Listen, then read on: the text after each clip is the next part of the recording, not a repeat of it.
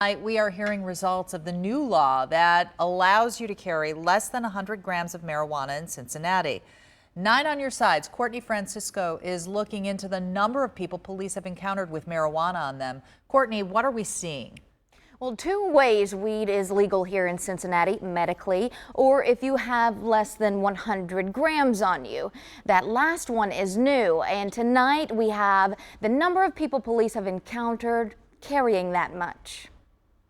As weed makes its way out of the shadows, we're gathering the data for you. The citations are low. Councilmember Jeff Pastor supported the new ordinance in Cincinnati that decriminalizes possession of marijuana if you have less than 100 grams.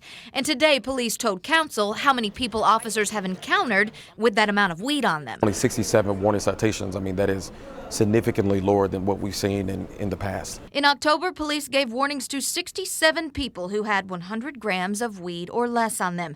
Most of them were 26 to 35 years old and lived in District 4. 64 were African American or black, 3 were white. We're looking at that and saying, hey, you know, how did this happen? The chief of police says this is a small sample and shows no evidence of skewed numbers of patrols in certain districts. This is something that we'll take a look at, and you know, if it's something that won't be tolerated, I can assure you of that. If I see that there's any indication of that, then we will definitely address it. Councilmember Pastor wants the details behind these numbers to ensure patrols are effective. As the chiefs indicated, some of these were traffic stops and they were warned and that sort of thing. So, you know, we're going to look at that. It's certainly going to be on the agenda in 2020, and I would like to ask some of those important questions.